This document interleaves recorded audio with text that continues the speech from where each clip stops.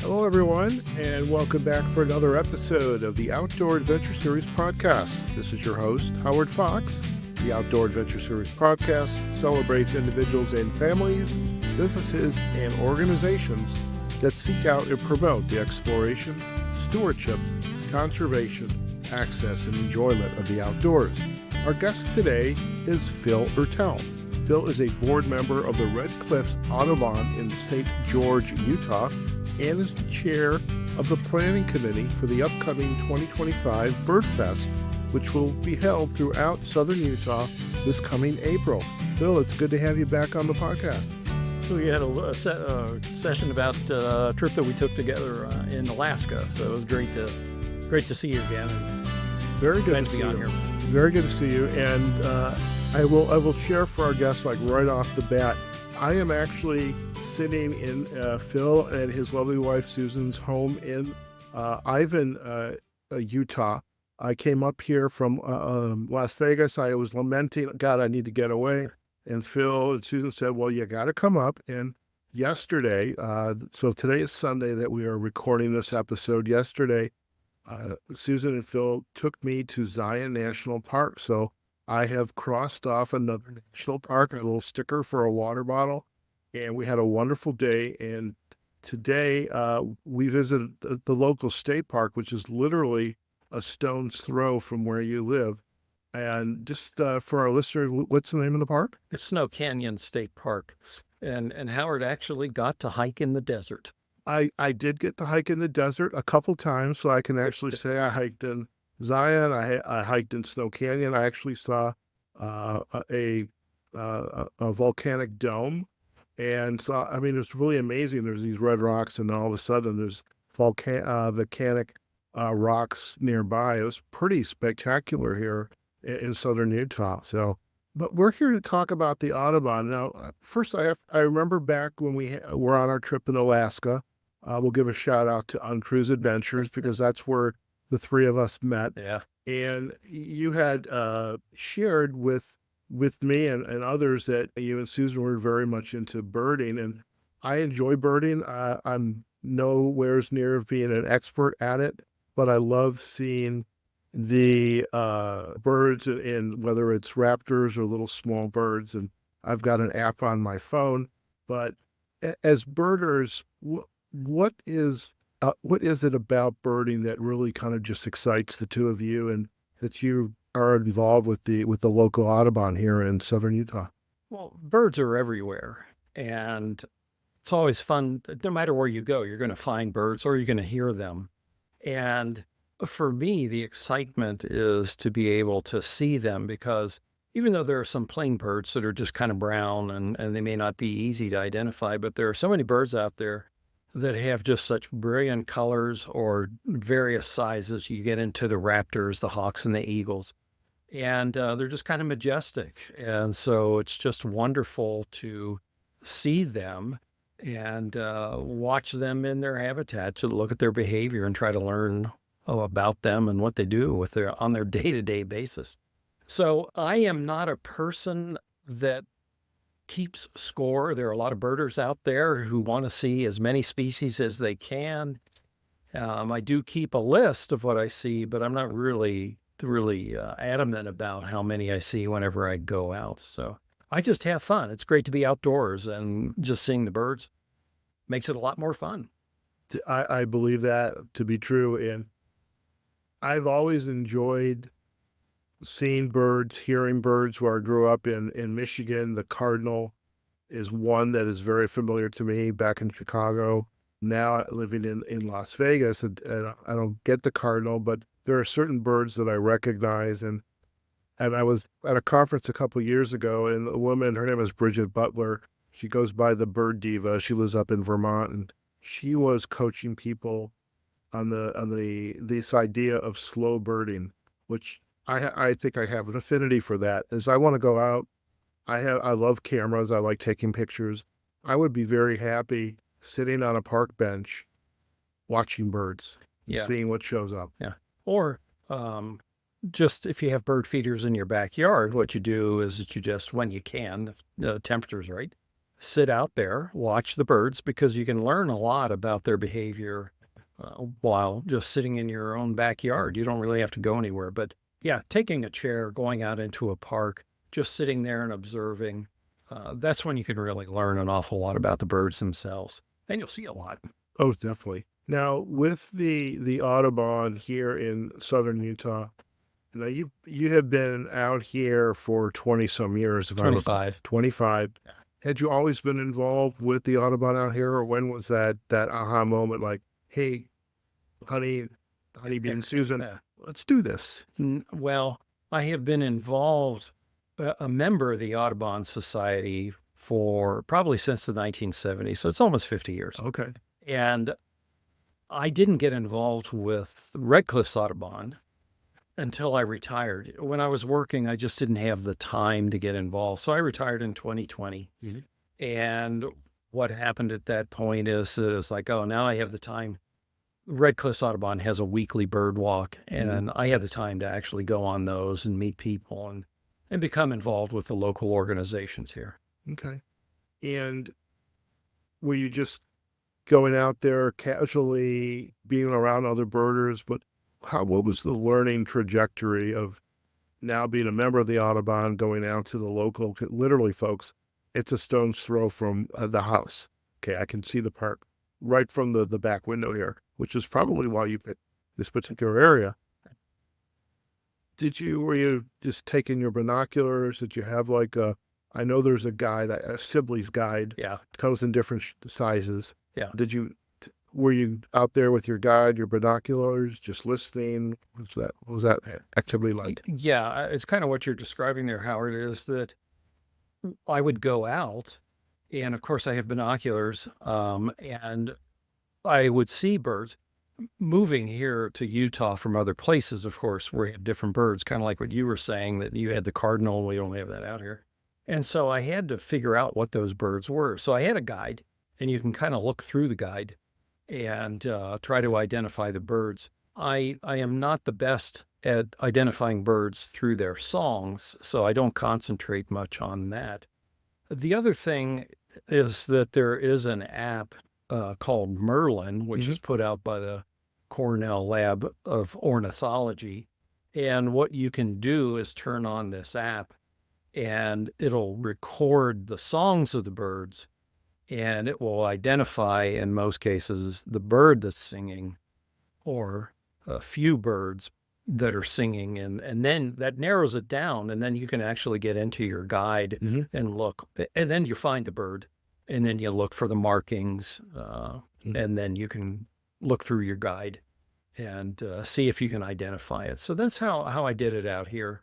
And of course, once I got more into birding, then I went out and spent some money and got a spotting scope, which you just pull in the birds so much, magnify them so much that just get some spectacular views of certain birds. I remember, what was it, at Jay Peak, Vermont, Bridget had a spotting scope, and so I know what they look like. Yeah. I was up in Pahranagat, which is one of our state parks in Nevada, and they had the eagles were supposedly going to be there. We didn't see any, but I was looking at through a spotting scope, and that was cool.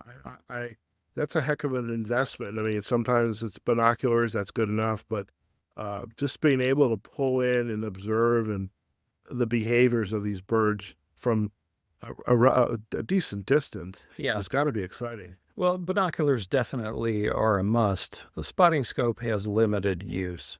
The small warblers that just jump around in trees all the time, spotting scope is pretty worthless because there's no way you can get the spotting scope on the bird, and it never stands still. So you really have to wait for those birds that are kind of more less active for really a spotting scope. But anyway, it's great to have one when you need it. I love it. Now, with the local Red Cliffs Audubon, how many members are there? Ooh, boy, I don't even know that. I wish I could give you that answer, but we got hundreds. I know that. Okay, that's a decent size club. Now, how often do you get together? Is it monthly? Is it a couple times a year? Right now, what we're doing is we do have our weekly bird walks, and Okay. and then we have the bird festival. Okay. And so, as a group, um, we've had a little bit of setback at times, and the group itself is trying to get a little bit more organized because of health reasons of some of the leaders. We haven't been able to have like an Audubon group meeting, Mhm. but we would like to meet like at least quarterly. But that's been a couple years where we have COVID shut everything down, and then Right. things just got kind of disorganized at Sure. that point. So we're trying to pick it all up. Sure. Do you find now that when COVID started, more folks were getting outside and active, or are you finding now that COVID is kind of in our rearview mirror, there's more folks who are maybe they explored on their own, but now they want uh, a a club with their support and their knowledge, and they're getting more active? Yeah, the second thing, what you said there, Howard, COVID really did shut an awful lot down, and people were just kind of nervous about getting together as a group. Mhm. And so, since people began to feel more comfortable about going out and gathering in groups, I have our groups were somewhat small, where we had maybe 10, 15 people, but now on our walks, we're getting up to 40 Oh, people wow. now, and it's getting a little too big that point. So we have to kind of divide the group in half because Okay. 40 people is kind of unwieldy. But yeah, I'm seeing more and more people are showing up for the bird walks. That's great. I know if I was out here, I would be joining you. It's Yeah. just amazing. And I know we have bird walks in the Las Vegas Valley area. I just need to, it's another reason, kind of like coming up here, walk away from my desk because that's where I spend a lot of my time. Now, let's talk a little bit about Birdfest. Now, Sure. what is it? What's the objective here? What we have are 3 days of birding events where mainly it's trips. We have approximately 50 different trips that you can sign up for. And we do limit the numbers. We try to limit on most of the trips to about 15 people, which works out really good for a bird trip. We go from desert vegetation to high elevation because we get up to close to 9,000 feet in some of the trips where we go. So we really have a variety of trips. We also have some trips that don't focus on birding, where we do have a couple trips where we look for desert tortoises here. We have a new trip where in the evening we're going to look for scorpions. So we try to include in some of the trips something a little bit different than just the birding. We do have a birding in petroglyphs where we'll do a birding along the banks of a river, but there are cliffs that are just covered with petroglyphs.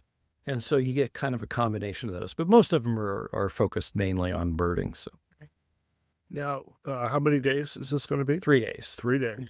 Yeah. And in April. What are the dates? April 24th, 25th, and 26th of 2025. Okay. Now, if Or 2025, For not 20 2000. Yeah. If folks want to visit and learn more about it, and I know we'll talk about the website in a second. Yeah. Is there is the kind of the central location where everybody's going to start to gather, like St. George, or okay, Yeah, our headquarters are located at the Hilton Garden Inn Hotel in downtown, almost downtown, St. George.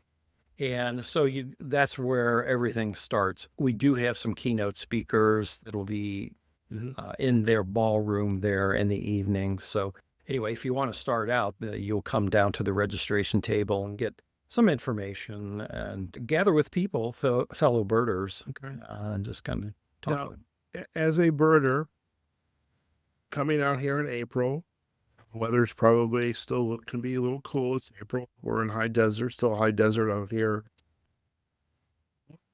Am I going to need to prepare for besides, say, my binoculars and my Yeah. Sibley guide and Yeah. maybe the camera with a long lens? What should I be preparing for to come out here? our experience has been at the end of April, the weather is pretty good. So if we're staying in the lower elevations, maybe a little cool right when you start out in the morning, like 7, but the temperatures are very, very comfortable. But you always want to bring water. There's no question about that because it's dry here. Now, if you're going into a couple of the trips that go into a high elevation, well, last year, or I should say this year, we actually got snowed on. Really? Yeah. So it was kind of a rainy day that particular day, and then the high elevation got snow, not a whole lot. So if you're going to go on a high elevation trip, and they're listed as high elevation, I would bring along some type of jacket or a sweater or something. It's not going to get that cold. But yeah, binoculars, if spotting scopes, if you want to bring them, but those certainly are not necessary. Like I say, you have a limited use depending on the trip you're going on. And yeah, just if you've done birding, you kind of know what you need to bring. A hat. Okay. Bring a hat Bring because a hat. Oh, yeah. you don't want to sunburn your head. No, you don't. You mentioned there's going to be a couple keynotes. Can you share what a couple of those might be? Yeah, sure. On Thursday night, we're going to have Jerry Harris, who is a vertebrate paleontologist, and he taught geology and paleontology at Utah Tech University here in St. George for 20 years, and he retired in 2024. And we actually have a dinosaur discovery museum here, and he's an advisor to that because we discovered some really, really unusual dinosaur tracks. And at that location, they actually built a museum where that happened. So he's going to present, his title is How to Build a Bird Evolution Style. And what he's going to show is how birds actually came from dinosaurs. And he's going to show all the different steps of how that all happens. Right. That's going to be pretty interesting. Now, the other keynote speaker, which will be on Friday night, is Wen Fei Tong. And she is the science editor in the Center for Conservation Media at the Cornell Lab of Ornithology. So she's coming from Cornell. And the title of her presentation is Bird Love, Why Identify with Birds. And she will talk about the science behind how much humans and birds have in common. So interesting, we're going to go from dinosaurs and what birds have in common with dinosaurs to what we as humans have in common with the birds. That's fascinating, people. That definitely sounds fascinating. And what else can the attendees expect? So are they going to go on like one adventure a day? Is it broken up into like the morning adventure, the afternoon? What will that look like? Most of the trips are going to be morning trips. It'll average, maybe 5 hours, 6 hours. So you go out at like 7 in the morning, come back at 1. And we do have some afternoon sessions scheduled, but they are not really birding sessions. We have a session indoors about birding by ear. And so the presenter will talk about how to learn, how to listen for the songs of birds and how to identify them. There is a trip the next day where you go out and actually try to use that skill. We have an afternoon session on birding and journaling. She journals and also sketches the birds. So we do have some afternoon sessions there. And then some evening ones. We got an owl prowl is what we call it. And we go out at night and look for owls in certain locations. So but those are few. We don't have much in the evening, but most of it's during the morning and early afternoon. Okay, very good. Now, will there be tables of vendors or merchandise or things of that sort? Yeah, we do have exhibitors.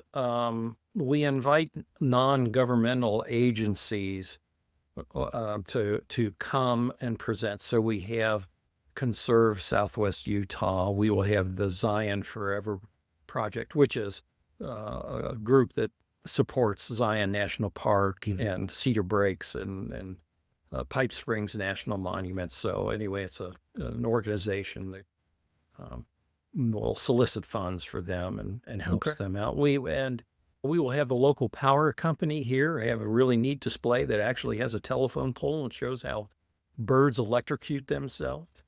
Right. I'll explain that. But we will have some vendors. I know we have a man who is a wood carver, and he carves these unbelievable wood birds. They'll be selling those. We will have a photographer there. So we do have some vendors that will be there. Okay.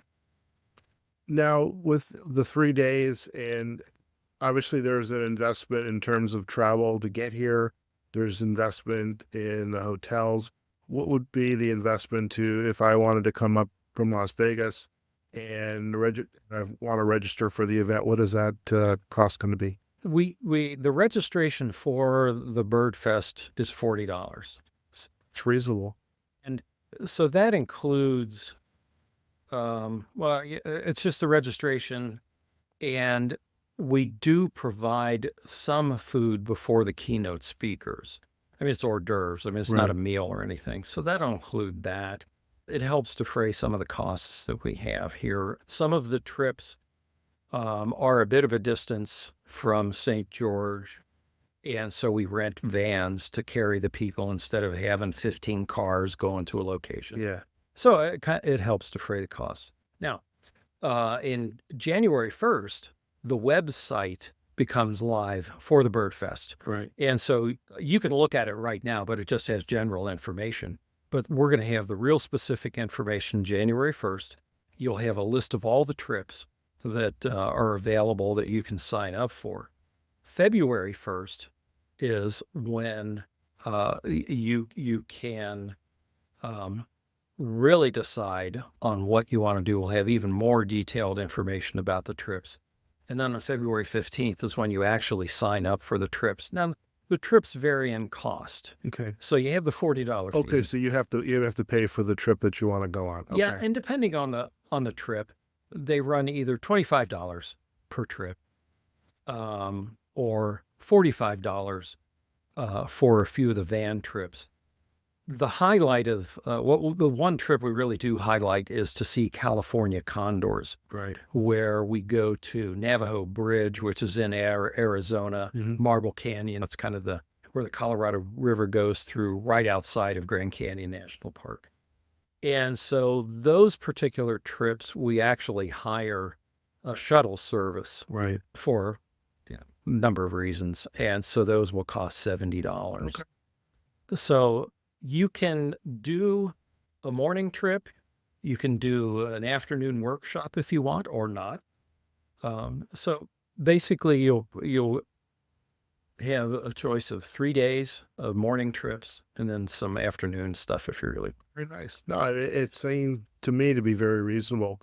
It's, for 3 days worth of events. And I know I would be very interested in that as well.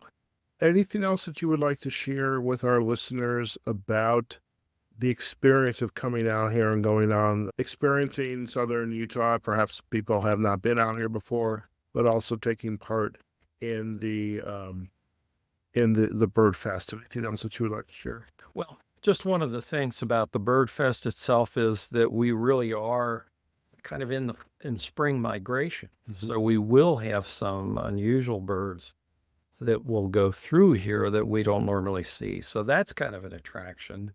I live in a beautiful area. You do too, Howard, down there in Las Vegas. I mean,